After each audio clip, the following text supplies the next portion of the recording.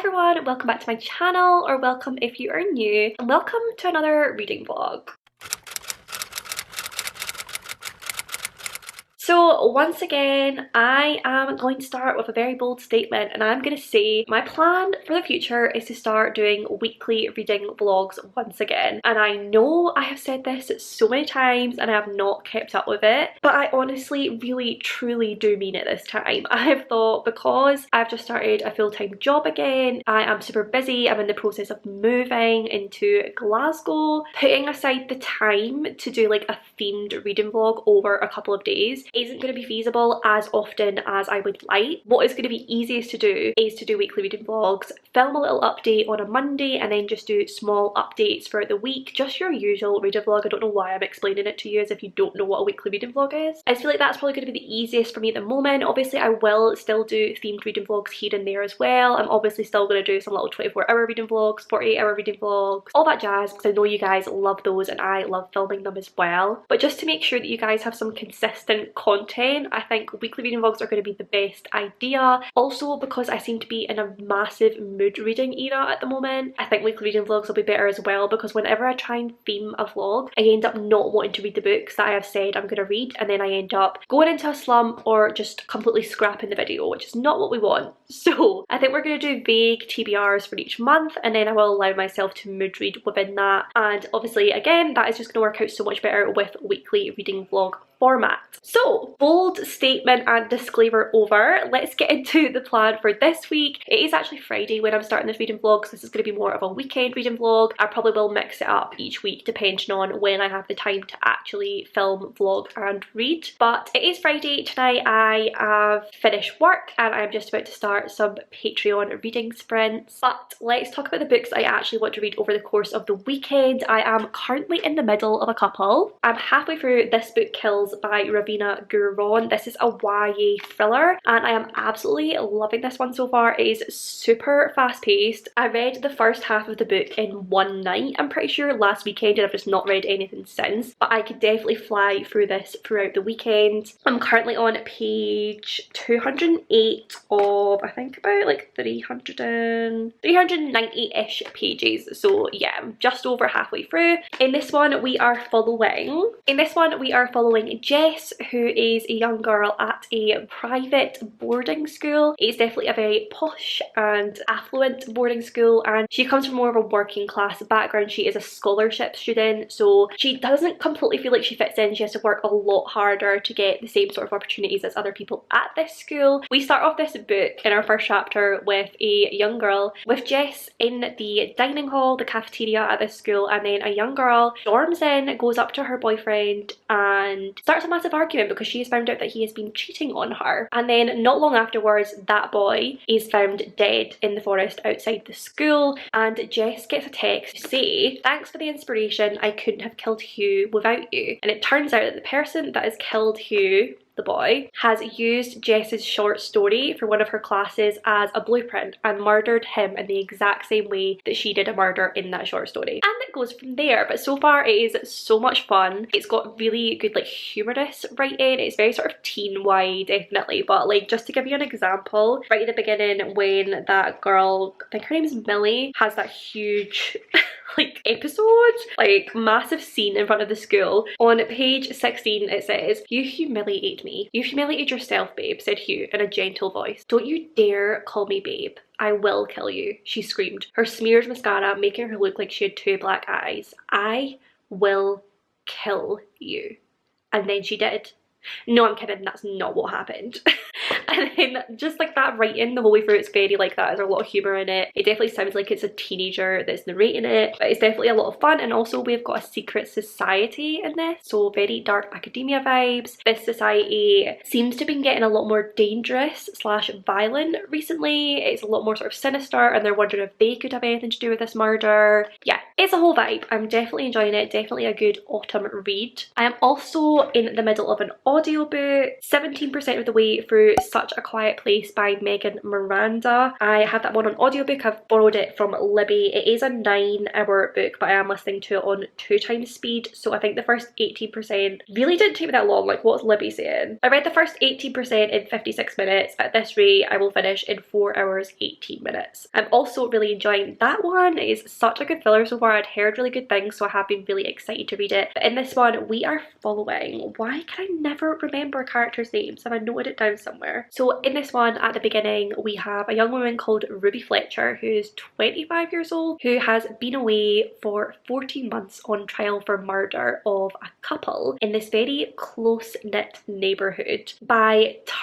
breaking into their house, turning on their car, leaving the garage door open so that they then suffocate. Is it like carbon monoxide? I'm not sure, but that's how they died. And after these 14 months that she's been away, after everyone has testified against her, everyone thought she was guilty, everyone thought that was it, she's been put away, she has now been found innocent. She's returned home to her roommate Harper, who is our narrator. And now obviously this neighbourhood is completely on edge. No one really knows how to act around her. No one really knows like what she's plotting, how she feels about everyone. So it's all very tense, it's very interesting. I do not really know who is guilty at this point. Obviously I'm only 80% of the way through, but it's just setting a really good scene so far. And yes, very tense, again very fast paced, and I'm really enjoying the writing style for that one as well. But I do have a third book that I really want to start. So not too long ago in a reading vlog, I read the first 2 books in the Vicious Lost Boys series by Nikki St. Crow, and I've only just now realised that the third book has actually just come out. It's on Kindle Unlimited, and I think I may have to race through that tonight. It is only 250 pages, so it should be a really quick read. The other 2 definitely were. I really enjoyed the first 2. I gave them both 4 out of 5 stars. I have heard this one's not as good, so I don't know how I'm going to feel about it, but I do really want to race through it. Like I said, I've just started Patreon reading sprints with my patrons. Obviously we do weekly reading sprints, so if that is something you're interested in, I always have my Patreon linked down below. But I'm thinking, because we're going to be sprinting for a few hours, maybe their Vicious Darling, the third book in the Vicious Lost Boys series, is the book to go with, and hopefully I can read the whole thing within these sprints, because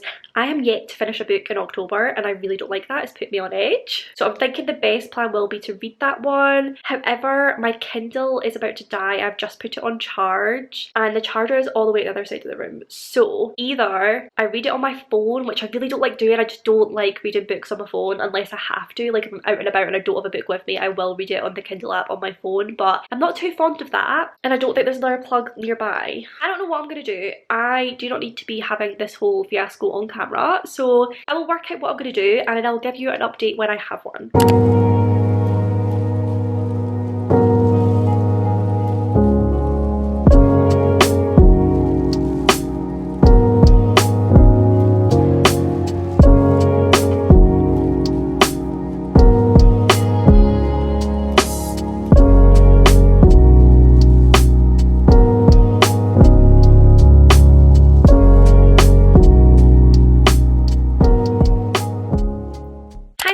I am just coming in with a little update. It's now a little bit later. We are just on our final sprint for my Patreon reading sprints, but I have read quite a bit of their Vicious Darling. I am now on my Kindle, thankfully. I let it charge for the first sprint, so I think I read maybe like 18% or so on my phone, and then I decided enough is enough. My Kindle had charged like maybe 35%, so I was like, do you know what, I'm gonna get the Kindle out, I'm gonna read on my Kindle for the rest of the sprints or the rest of tonight, and then I'll put my Kindle on charge overnight, and hopefully that'll mean it is like fully charged for tomorrow and should last quite a while after that. But I have been reading on my Kindle. I am now on page 134 of their Vicious Darling, which is 58% of the way through. So I am hoping I'm gonna finish this one tonight. I really want to get a book read and get an October book under my belt. Like, I don't like being on the 7th of the month and not having read a book yet. Just for me, that's like a physical preference for me. I like to have a book read quite early in the month and like start me off for a good reading month. And also because it's Spoopathon, I want to start racking up some points for my team. So yeah, I need to finish a book.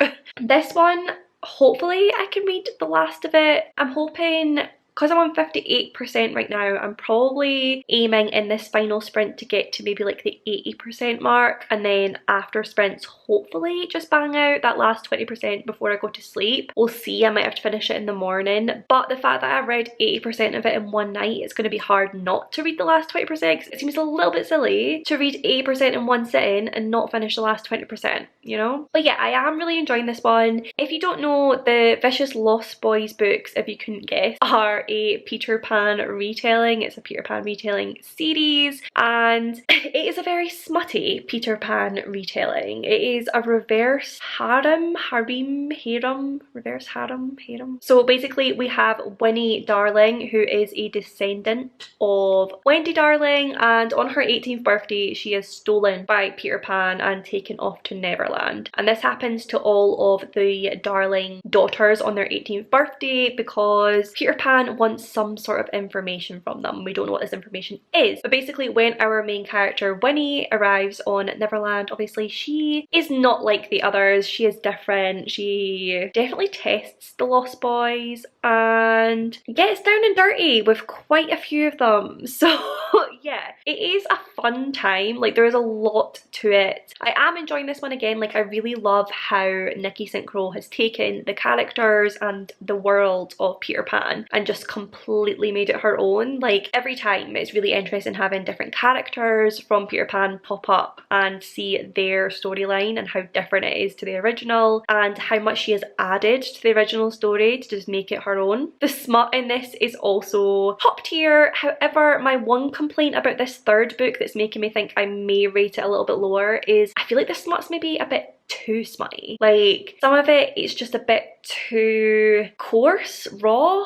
I don't know, it's a bit too much, and some of the things that are said are a little bit cringe, like a little bit icky. I don't know, I'm not sure how I feel about it at the moment, which is obviously a bit concerning since I am 58% of the way through. But I would say at the moment it's somewhere between a 3 and 4 star, probably closer to 3, maybe like a 3.5. Should we go with 3.5? That sort of vibe at the moment. So I need to see how I feel about the last 42% and we'll see how I rate it. But I know that my best friend, who really enjoyed the first two, I think she rated them both 4 stars like me, she did rate this third one 3 stars, so I could be going in a similar direction here. But right now the plan is to do one final sprint with my patrons and then sign off for the night. Like I said, I am hoping to finish this one tonight, but we'll see how things go and I will probably update you tomorrow. Hi guys, and happy Saturday. So I am just on my lunch break from work at the moment, but I thought I'd give you a little bit of an update on my reading because I ended up having quite a successful night last night. So I did move over to my Kindle, I think I said that, and continued to read more of their Vicious Darling. I think by the time the sprints had finished I was on maybe like 83% or so, so I did just lie in bed and finish that off before I went to sleep. And I ended up rating it 4 out of 5 stars. Once again, I actually really enjoyed the third installment of this series. I know a couple people said they wanted more from it, but to be honest, I thought the second half of the book was better than the first half. Like, it did kick off a lot more in the second half. I thought it was really exciting. Again, I really like the ways that Nikki St. Crow made this story her own. In this one, we meet the crocodile from Peter Pan, but the crocodile in this is a person who gets called the crocodile. And the way, the direction she went with that storyline, I found really interesting. How he interacts with Hook and Peter Pan. I don't want to say too much because I don't want to give spoilers, because obviously this is the third book in the series, but just once again, I think it's such an original way of retelling Peter Pan. My one criticism of this book is definitely that the smut, it just goes a little bit too far in my opinion. Like, we all love a little bit of smut here and there. Kindle Unlimited is an absolute haven for that, but in this one it just went a little bit too far. It was a little bit bizarre at parts. It was obviously trying to be very like kinky and out there, but it was just a bit too much in my opinion. Some of the scenes, I mean, I kind of laughed and I was just kind of like, this is just weird. Like, I don't know why we're currently reading this, but yeah, wasn't a fan of some of the smutty scenes, but overall I did really enjoy the book, so I gave it 4 out of 5 stars. I then also did listen to some more of my audiobook, Such a Quiet Place, and I listened to some more of that last night before I went to bed, and I also listened to some just now while I was doing my makeup, etc. And I am now at 37% of that one, so it's saying at this rate I will finish in 2 hours and 52 minutes. So I would really love to finish that one off this weekend, but I am absolutely loving this one at the moment. It's feeling like a 5-star read. I am using it as a 5-star prediction for Spoopathon. Hopefully it will meet my expectations. I've heard such amazing things about it and I am really enjoying it so far. I'm pretty sure I explained the premise of it last night. I absolutely love the setting of this one. It's just this really like close-knit community that is mostly young professionals, not many kids. Only like 50 homes in this new development, so everyone knows everyone. They've got a neighbourhood watch scheme where they all post like their shifts. They did stop with that once Ruby went into prison, but now that she is back they have restarted it. The fact that like the whole reason like Ruby was convicted the first time is all because of like the cameras that people have on their doors. Like they all check their cameras and watch what people were doing that night and where they were and where they weren't, and there's just something about that, like as if they're all watching each other.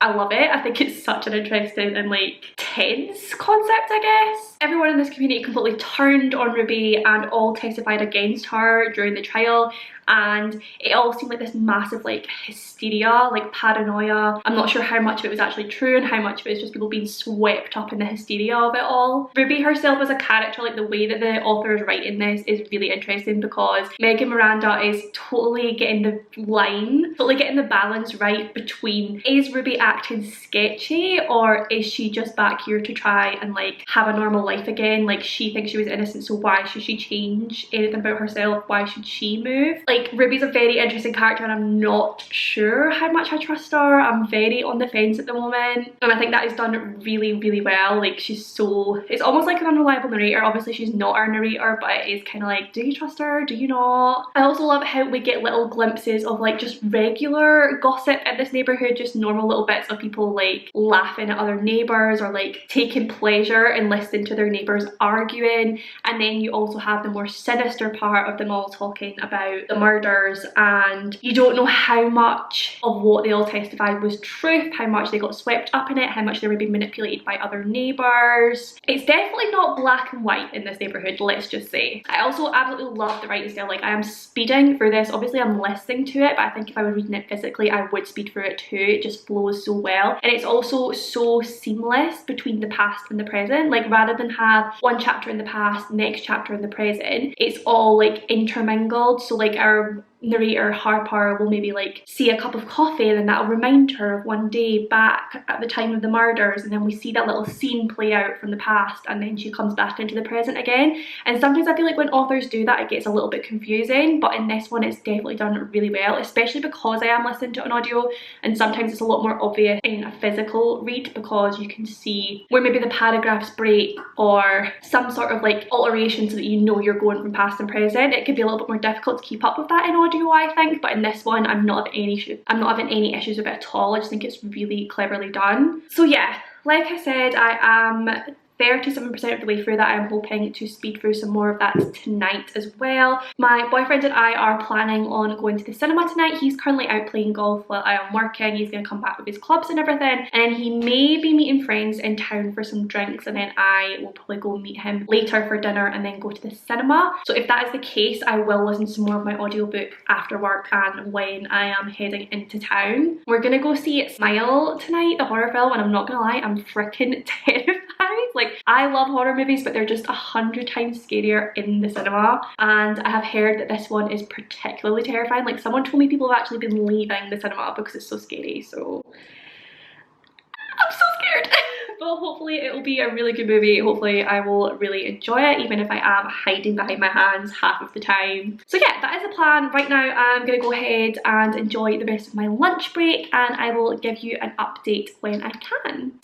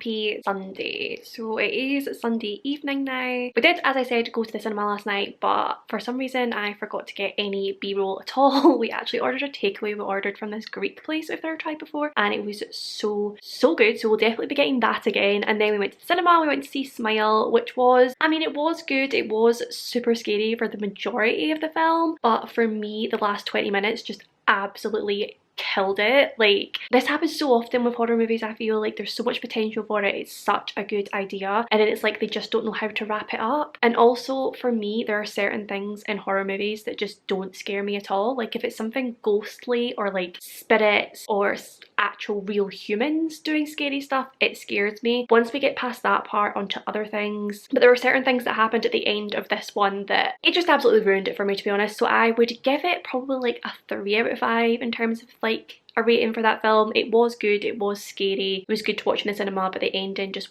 was not up to scratch. But I've just been chilling out today. We completely caught up on Rings of Power, which I'm actually kind of sad about. Like, obviously I flew through it over the last couple of days because it is so damn good, but now I can't binge it anymore and I have to wait until next week for another episode, which I'm really not happy about. Like, obviously we do have an episode of House of the Dragon to watch tomorrow when that comes out, which will kind of tide us over, but yeah, I'm not happy that I have to wait a whole week for another episode. But now I am just chilling. I'm actually playing some Sims while I listen to my audiobook. I've been listening to more of Such a Quiet Place, and I'm now on 72% of the way through. So I've got 2 hours and 25 minutes left, which I'm listening to it on 2 times speed, so that's like an hour and 10-15 minutes. So I'm hoping to finish this tonight. My boyfriend's currently on his PC, so I'm hoping I can just play some Sims for the next hour and finish off this book. But I am still really enjoying it. I'm still really hoping for a 5-star read. Obviously with thrillers it totally comes down to the ending and how everything is wrapped up, but so far I've absolutely loved this. Like, the atmosphere is just brilliant. It's so tense.